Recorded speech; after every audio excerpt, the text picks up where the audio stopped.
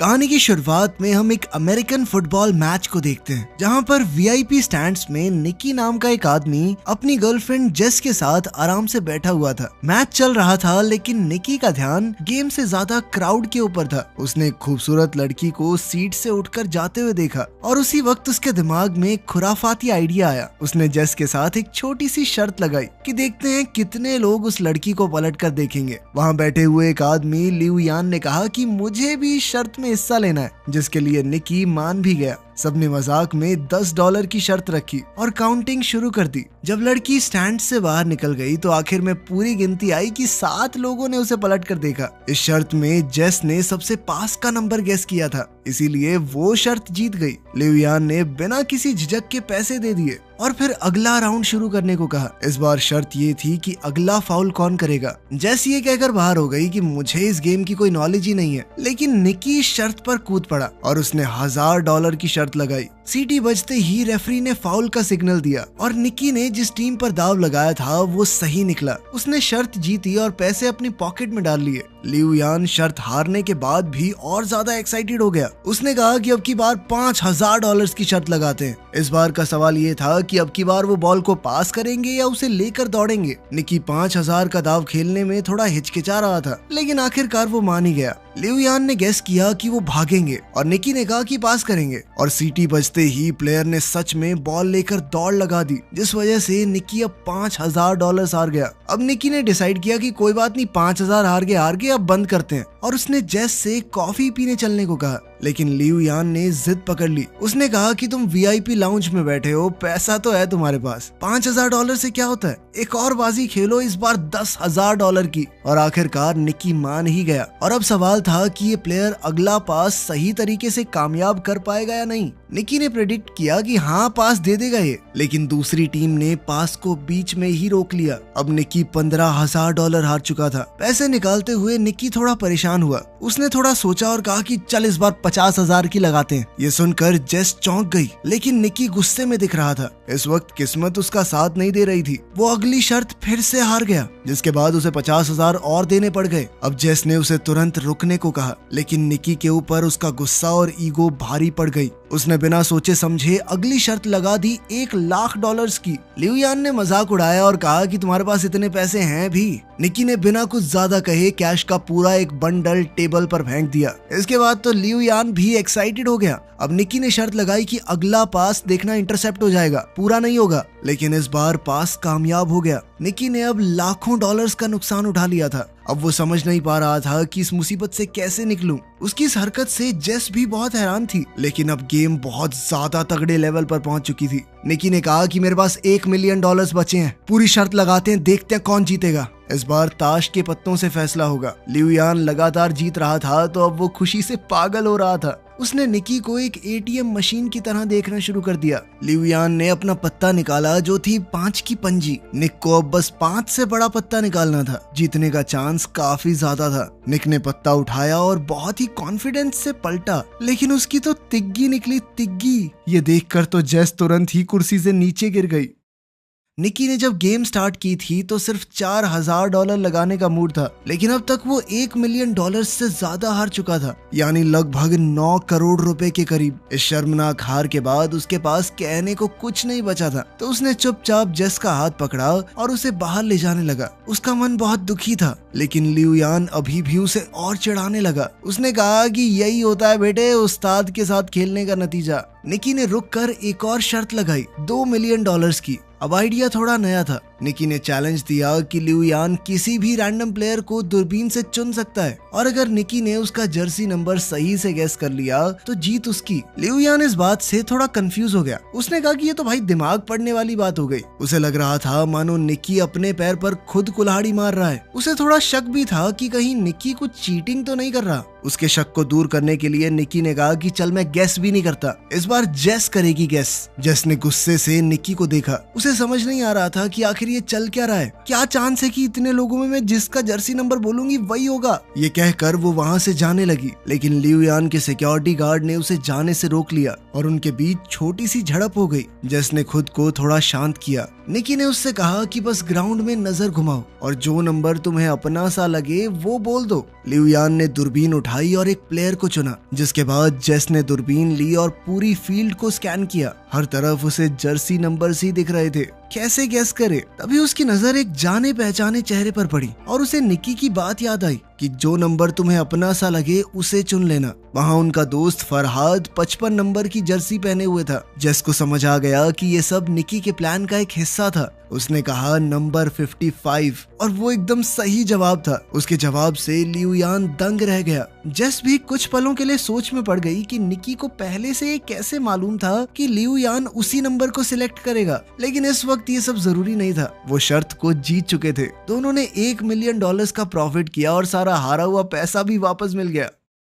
2 बड़े कैश से भरे हुए बैग लेकर वो स्टेडियम से बाहर निकल गए। कार में निकी ने जेस को बताया कि ये सब कुछ उनके प्लान का हिस्सा था। वो लिऊ यान को काफी समय से ट्रैक कर रहे थे। दरअसल लिऊ यान हाई सोसाइटी में अपनी जुआ खेलने की बुरी आदत के लिए मशहूर था। उसके सामने कोई कुछ भी शर्त लगाए वो कूद पड़ता था। निकी की टीम ने ये पूरा प्लान बनाया था। जैसे ही लिऊ यान ने अपने होटल रूम से बाहर कदम रखा, उसके सबकॉन्शियस माइंड में नंबर 55 डाला गया। सिक्योरिटी गार्ड के लेबल पिन में भी 55 लिखा था। स्टेडियम के रास्ते में साइन बोर्ड्स पर भी वही नंबर था और उन्होंने उसे सिर्फ ये नंबर दिखाया नहीं बल्कि सुनाया भी। मैच देखने आते वक्त उन्होंने लिऊ यान की गाड़ी में एक गाना चलवाया था, जिससे उसे बार बार 55 नंबर का हिंट मिले। उस गाने में 124 बार 55 जैसी आवाज निकल रही थी, जिस वजह से लिऊ यान का दिमाग बार बार उस नंबर की तरफ खिंचा जा रहा था। साथ ही उसे फरहाद की एक फोटो भी दिखाई गई थी, जिससे वो एक विजुअल मेमोरी बन गई। जब वो दूरबीन से देख रहा था तो उसका दिमाग नेचुरली नंबर 55 की तरफ गया और जेस ने फरहाद को देखते ही 55 कह दिया। जेस को पहले से कुछ भी इसलिए नहीं बताया गया था ताकि इस पूरी गेम के दौरान उसके एक्सप्रेशन बिल्कुल असली रहें, ताकि किसी को भी उन पर शक न हो। ये सब सुनकर तो जेस निकी से पूरी तरह इम्प्रेस हो गई। इसके बाद कहानी कुछ दिन पहले जाती है। कुछ दिन पहले की ही बात है। निकी एक कमरे में बेड पर था और उसके सर पर एक आदमी ने बंदूक तान रखी थी। उसके पास में ही जेस बैठी थी, जिसे वो बस कुछ ही दिन पहले मिला था। ये साफ दिख रहा था कि निकी को किसी ने अपने जाल में फंसा रखा है, लेकिन उसके चेहरे पर डर का नामो निशान नहीं था। उसने सीधा कह दिया कि मेरे पास एक भी पैसा नहीं है, अगर गोली चलानी है तो चला लो। गन वाले आदमी ने उसके रिएक्शंस को समझा और तुरंत पहचान गया कि ये आदमी खिलाड़ी है, हमसे बड़ा ठग है ये। और उसका अंदाजा बिल्कुल सही था। निक एक बेहतरीन ठग है जो कि छोटी मोटी चोरियां करता है, वो भी बहुत सफाई से। जेस ही उसे फंसाकर इस कमरे में लाई थी, तो उसने जेस के अंदर एक नेचुरल टैलेंट देखा। जेस उस वक्त तक कुछ नहीं समझ पाई थी।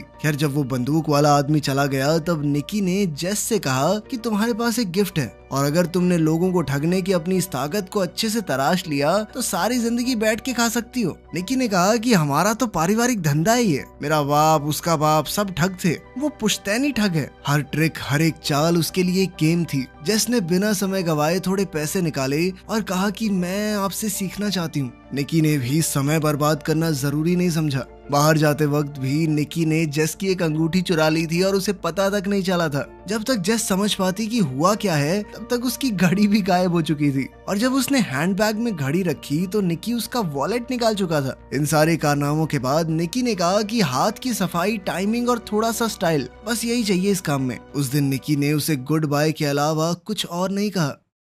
कुछ महीने बाद जेस ने उसे न्यू ऑरलीन्स शहर में ढूंढ निकाला, जहां निकी ने एक नई टीम बनानी शुरू की थी। उन दोनों की मीटिंग भी असल में एक टेस्ट था। वो देखना चाहता था कि जेस उनकी टीम को ज्वाइन करने के लायक भी है या नहीं। जब जेस ने हामी भरी तो निकी ने उसे टीम के एक आदमी के साथ मेले में भेज दिया। आज जेस की पहली प्रैक्टिकल असाइनमेंट थी। वो मैप हाथ में लेकर कुछ लोगों से रास्ता पूछने लगी। तभी उसके साथी ने चुपके से एक टूरिस्ट का कैमरा लेंस चुरा लिया। फिर एक दूसरे साथी ने जानबूझकर एक आदमी को टक्कर मारी और जेस ने उसका वॉलेट निकाल लिया। जेस को अब अपने चोरी करने के स्टाइल में थोड़ा कॉन्फिडेंस आने लगा था। उसने चॉपस्टिक्स की मदद से एक और औरत के बैग से वॉलेट निकाल लिया और सब कुछ इतना स्मूथ था कि किसी को शक भी नहीं हुआ। निकी ये सब कुछ एक बिल्डिंग के टॉप से देख रहा था। उसने टीम से कहा कि उसे अकेला छोड़ दो, अब उसके उड़ने की बारी है। जेस ने एक के बाद एक महंगा सामान चुराना शुरू कर दिया और उसकी हर चोरी के साथ निकी की आंखों में उसके लिए इज्जत बढ़ने लगी। अब निकी ने उसे एक और बड़े असाइनमेंट के लिए भेज दिया।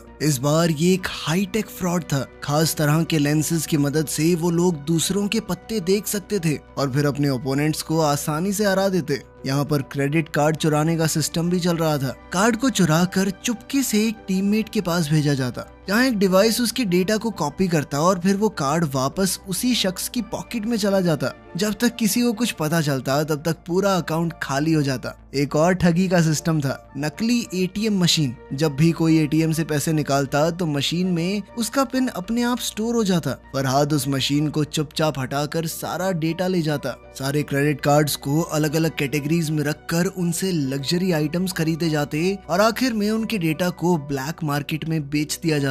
जेस ने एक दिन एक खूबसूरत नेकलेस देखा और पहन लिया, लेकिन निकी ने कहा कि इसे तुरंत उतार दो। उसने सख्ती से समझाया कि सारी चीजों को बेचना होगा, कुछ भी हमारा पर्सनल नहीं होना चाहिए। जेस पहली बार इतने बड़े लेवल की ठगी देख रही थी। चुराई हुई चीजों के पहाड़ के बीच में खड़े होने का फील कुछ और ही था। अगले दिन जेस और फरहाद एक अमीर इलाके में घूम रहे थे। उनका काम था नाटक करना। फरहाद बेहोश हो गया और जेस चिल्लाकर एक्टिंग करने लगी, प्लीज कोई हमारी मदद करो प्लीज। ये एक तरह की डिस्ट्रैक्शन थी जिसका फायदा टीम के बाकी लोगों ने आसपास के अमीरों का सामान चुरा कर उठाया और फिर पूरी टीम एक एम्बुलेंस में छुपकर निकल गई। ये सब कुछ इतना अच्छे से प्लान था कि कोई कुछ समझ ही नहीं पाया। उस रात उन सब ने मिलकर सेलिब्रेट किया। निकी ने सबकी तारीफ की क्योंकि सिर्फ एक हफ्ते में उन्होंने $1.2 मिलियन कमा लिए थे। अगले दिन टीम के सभी लोग अलग होने वाले थे। सभी डॉक्यूमेंट्स को डिस्ट्रॉय कर दिया गया और सबको भरोसा दिलाया गया कि कुछ दिनों के अंदर तुम्हारे पैसे तुम्हारे बैंक अकाउंट में आ जाएंगे। लेकिन पुराने मेंबर जानते थे कि निकी का एक लास्ट मिशन अभी भी बाकी है। उन्होंने उसे 1.2 मिलियन कैश दिया और जेस के सामने वार्निंग भी दी कि इसे जुए में उड़ा मत देना। अगली सुबह निकी जेस को ले गया स्टेडियम के वीआईपी लाउंज में। उसने जेस के सामने पूरा तमाशा किया और उसे दिखाया कि कैसे कुछ ही मिनटों में हम $1 मिलियन कमा सकते हैं। जेस उस वक्त तक निकी के थोड़े थोड़े प्यार में पड़ने लगी थी। उसे लगने लगा था कि वो निकी की गर्लफ्रेंड है, तभी तो वो उसे ये सब कुछ दिखा रहा है। लेकिन निकी ने शुरुआत से ही उसे बस ठगी के लिए ही अपने ग्रुप में शामिल किया था। जब सब कुछ खत्म हो गया तो निकी ने उसे $80,000 कैश दिया और आखिर में कहा गुड बाय। जेस ने उसकी तरफ देखा, उसकी आंखों में आंसू थे, उसका दिल टूट गया था। एक तरफ वो निकी से सच में प्यार कर बैठी थी, दूसरी तरफ उसे ये भी लग रहा था कि $80,000 बहुत कम है क्योंकि निकी ने अभी $1 मिलियन कमाए थे। लेकिन निकी की दुनिया में जज्बातों के लिए कोई जगह नहीं थी और जेस ने अब उसका असली रंग देख लिया था। लगभग 3 साल बाद हम एक रेस कार को सर्विस स्टेशन में घुसते हुए देखते हैं और जल्द ही हमें निकी भी वहां नजर आया। उसकी आंखों में थकान थी और उसके चेहरे पर साफ लिखा हुआ था कि पैसे खत्म होने वाले हैं। लंच के वक्त उसकी एक रेस कार टीम के मालिक गरिया के साथ मीटिंग थी। गरिया की रिसर्च टीम ने EXR नाम का एक नया एल्गोरिदम डेवलप किया था, लेकिन वो इस एल्गोरिदम को और बढ़िया करके अपने जीतने के चांसेस और बढ़ाना चाहते थे। इसके लिए उन्होंने निकी को काम पर रखा। प्लान बिल्कुल सिंपल था। निकी उनका चीफ इंजीनियर होने का नाटक करेगा, फिर वो ऐसा दिखाएंगे कि उसके और गरिया के बीच में लड़ाई हो गई है ताकि दूसरी टीम्स उनके जाल में फंस सकें। इसके बाद निकी फिर EXR का एक फेक वर्जन बेचेगा राइवल टीम को और असली सिस्टम गरिया की टीम इस्तेमाल करेगी, जिससे उनकी जीत पक्की हो जाएगी। डील के हिसाब से निकी को €1 मिलियन मिलने वाले थे इस काम के लिए और फेक सिस्टम बेचने से जो कमाई होगी वो भी उसकी। निकी ने इस काम को मजाक समझा। इतना सिंपल स्कैम तो वो नींद में भी कर सकता था, लेकिन गरिया के बटलर को उस पर बिल्कुल भरोसा नहीं था। उसने सीधा निकी को धमकाते हुए कहा कि अगर कुछ भी गड़बड़ की ना तो गोली सीधी छाती में मारूंगा तेरी। निकी ने एक टक्सीडो पहना और शाम को एक पार्टी अटेंड करने के लिए निकल गया। उनका प्लान था भीड़ के बीच में अपना झगड़ा करना, पर उनका प्लान तो तभी बिखर गया जब जेस ने एंट्री मारी, एक लाल ड्रेस में सीढ़ियों से उतरते हुए, और वो सीधा जाकर गरिया के गले लग गई। ये देखकर निकी का दिमाग घूम गया। उसने जेस को 3 साल से देखा ही नहीं था और अब वो किसी और के साथ थी, और वो भी उस आदमी के साथ जिसने निकी को काम पर रखा है। जेस ने आराम से निकी के पास आकर कहा कि अब मैं कोई ठग नहीं हूँ और जो कुछ भी 3 साल पहले हुआ था अब उन बातों का कोई मतलब नहीं। उसने ये भी कहा कि गरिया को निकी और उसके बीच के पुराने रिश्तों के बारे में कुछ नहीं पता और कहा कि अगर ये बात दबी रहे तो ही बेहतर होगा। ये सब सुनकर निकी का खून खौल गया। उसने वोडका का ग्लास उठाया और एक ही बार में खाली कर दिया। पहले उसे लड़ने के लिए एक्टिंग करने की जरूरत थी, अब तो उसे वैसे ही खुंदक आ रही थी गरिया पे। और उसने सबके सामने जबरदस्त झगड़ा किया। ये ड्रामा राइवल रेसिंग टीम को बहुत पसंद आया। जल्द ही सिक्योरिटी ने उसे पार्टी से निकाल दिया, लेकिन अब राइवल टीम का बिजनेस कार्ड उसके हाथ में आ चुका था। अगली सुबह निकी मैक्लारेन टीम के मालिक से मिला। उसने सीधी बात की कि 3 मिलियन यूरोज लगेंगे, EXR सिस्टम बेचना चाहता हूँ मैं। रेस कार के मालिक के पास पैसों की कमी नहीं थी, तो मोल भाव की जरूरत ही नहीं पड़ी। उन्होंने तुरंत ट्रैक को टेस्ट किया और रिजल्ट देखकर मालिक का चेहरा खिल गया। निकी ने भरोसा दिलाया कि 48 घंटे में पूरा सॉफ्टवेयर मिल जाएगा। दूसरी तरफ जेस सड़क पर फरहाद से मिली। फरहाद को निकी ने भेजा था। उसने जेस को बताया कि 3 साल पहले निकी का चले जाना जरूरी था, उनके पास कोई चॉइस नहीं थी। उसने कहा कि निकी अब भी जेस से प्यार करता है। फरहाद ने एक बक्सा जेस को दिया, जिसके अंदर वही नेकलेस था जो जेस को पसंद आया था। इस बात की कोई गारंटी नहीं थी कि वो असली है या नकली, लेकिन उस बात से फर्क नहीं पड़ता था। उस नेकलेस को देखकर जेस का मन पिघल गया। जेस के मुंह से तो ये निकला कि वो निकी पर भरोसा नहीं कर सकती, लेकिन उसकी आंखों में कुछ और ही लिखा था। वो अब भी उसके लिए कुछ तो महसूस करती थी। खैर, जल्द ही डील का दिन आया और निकी मैक्लारेन टीम के मालिक को सॉफ्टवेयर दे गया। बदले में एक हट्टे कट्टे इंसान ने उसके हाथ में 3 मिलियन यूरोज थमा दिए। लेकिन निकी का नेचर ही कुछ ऐसा था कि वो बिना रिस्क के काम नहीं करता। उसने उस सॉफ्टवेयर की एक एक कॉपी चुपके से सभी रेसिंग टीम्स को बेच दी। हर एक हैंडशेक में नए यूरोज, जिससे हाथ मिलाया मिलियंस में पैसे ले लिए। जब तक रेस शुरू नहीं हुई, किसी को पता ही नहीं चला कि सभी के पास एक ही सिस्टम है। उस रात निकी ने भागने की जगह जेस को मैसेज की। अगर समय रहते वो आ गई तो वो दोनों साथ में भाग सकते हैं। निकी ने इंतजार किया पर कोई नहीं आया। आखिरी समय पर जब वो हार मान के निकलने लगा तो जेस आ गई, लेकिन अभी भागने का टाइम नहीं था, क्योंकि उसी वक्त वही हट्टा कट्टा आदमी जिसने मैक्लारेन टीम की तरफ से उसे 3 मिलियन यूरोज दिए थे, वो निकी के सामने आ गया। दरअसल वो गेरिया का आदमी था। अब वो सब कुछ सच पता कर चुका था कि निकी ने फेक नहीं बल्कि असली सॉफ्टवेयर बेचा है। उसे गेरिया के 1 मिलियन यूरोज के अंदर कोई इंटरेस्ट ही नहीं था। अब वो अपना पूरा गियर पहनकर निकी की कार से जानबूझकर टकरा गया। निकी और जेस एक घातक एक्सीडेंट के बाद पकड़े गए। उन दोनों को बांधने के बाद सारा कैश गेरिया के सामने रख दिया गया।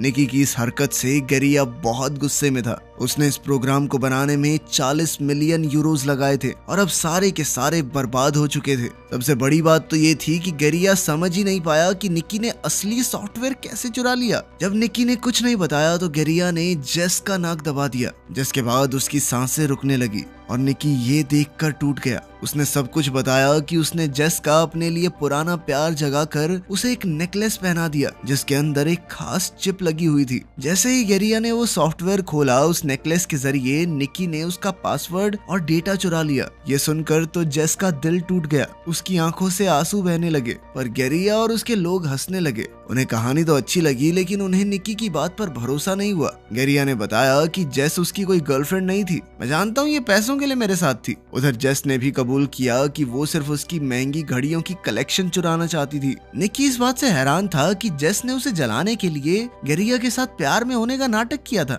अब दोनों ही पकड़े गए थे। गेरिया ने ज्यादा वक्त नहीं लिया। उसने बुचर से पूछा कि निकी ने सॉफ्टवेयर कैसे चुराया। जैसे ही निकी बोलने लगा, बुचर ने गोली चला दी। वो गोली सीधी निकी के सीने में घुस गई। गेरिया का चेहरा सफेद पड़ गया। उसने घबराकर बुचर से कहा कि पैसा वापस कमाया जा सकता है, लेकिन अगर मर्डर के चक्कर में अंदर हो गया ना मैं, तो जिंदगी खत्म। उसने बुचर को तुरंत निकाल दिया और वेयरहाउस से भाग गया। जेस बहुत ज्यादा रो रही थी, लेकिन बुचर ने कहा कि डरने की जरूरत नहीं है। वो असलियत में निकी का ही आदमी था, और सच कहूँ तो उसका बाप हूँ मैं, असली बाप। उसने गोली जानबूझकर दिल के साइड में चलाई थी। उसने टेप से जख्म को सील किया, सुई से खून निकाला और उसकी छाती में एयर प्रेशर को स्टेबलाइज किया। अचानक निकी ने फिर से अपनी आंखें खोल दी। वो अब भी जिंदा था। ये एक्ट थोड़ा पागलपन से भरा हुआ था, लेकिन काम तो कर गया। पैसों का ढेर उनके पीछे पड़ा था और वो तीनों वहां से निकल गए। निकी दरअसल एक अनाथ था और उसे इसी बटलर ने पाला था। उसने ही निकी को ये सारी चोरी चकारी की स्किल्स सिखाई थी। रूल था कि कभी इमोशनल मत होना, लेकिन अब निकी सच में जेस से प्यार करने लगा था। बटलर ने दोनों को एक सड़क किनारे छोड़ा और सारे पैसे लेकर चला गया। निकी के हाथ कुछ भी नहीं आया, लेकिन हॉस्पिटल जाते हुए निकी ने गाड़ी में देखा कि गेरिया की 2 लाख यूरोज की घड़ी जेस के हाथ में थी। दोनों ने एक दूसरे को देखा और मुस्कुरा दिए। इस चालबाजी और हाथ की सफाई के साथ वो दुनिया के किसी भी कोने में भूखे तो नहीं मरेंगे। वीडियो पसंद आई तो लाइक कर देना, चैनल को सब्सक्राइब कर लेना। मिलते हैं अगली वीडियो में।